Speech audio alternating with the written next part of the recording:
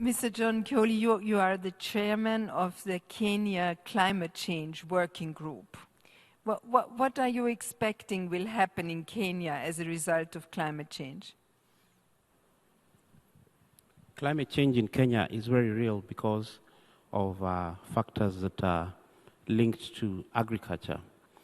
When you look at the food crops that we get from Kenya, for example, coffee, tea, they are all reliant on climate conditions. If we get an increase of even 2 degrees, that means the coffee that we used to get will never be gotten again. The tourism sector is a nature-based kind of tourism. That means people come to see our wildlife. They come to see our nature. It means that if our nature is destroyed because of climate change, we cannot see any more wildlife. There will be no reason for tourists to come to Kenya.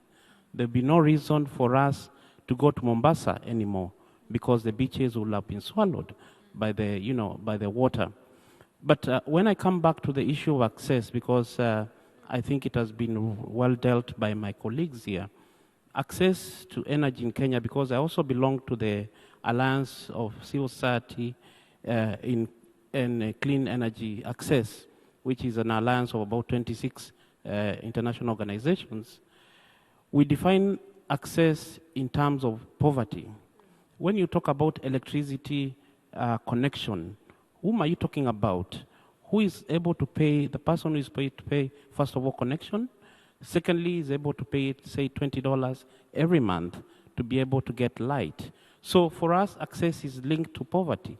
It's linked to that cooking stove that is very cheap, that can make me deal with charcoal in a better way, so that I can use less charcoal, I can cut less trees. That translates to about 82% of the urban society in my country use charcoal. That means that even the people who produce charcoal do not use charcoal.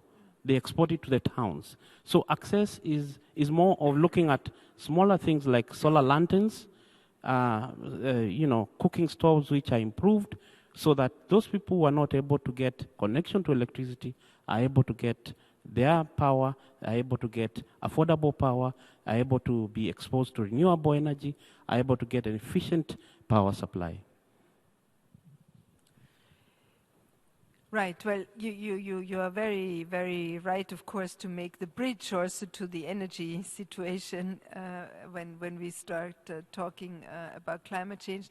But let me still come back for one moment to the climate change challenges.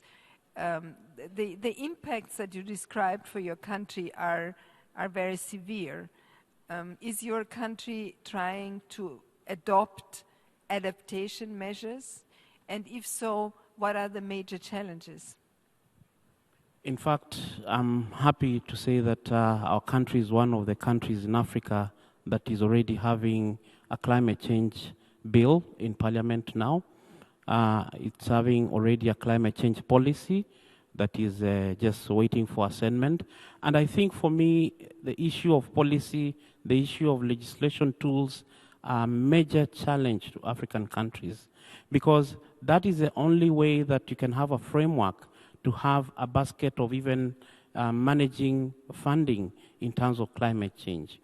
But the main things, when you look at the challenges right now in Kenya, is the issue of unpredictable climate, unpredictable weather. Right now, it's flooding in Kenya, and there was any instrument that could be able to predict that there will be flooding.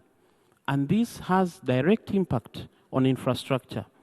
The government is spending a lot of money on infrastructure. The government is spending a lot of money on issues of, that can be avoided if the climate change has not affected us that much. So I would say that issues of policy is one of the things that we have captured as a country. We have done a strategy on climate change, and we think these are probably best tools to manage issues of climate change. But as it is, the country is spending a lot of money in managing issues of climate change, so we are not yet there. Yes.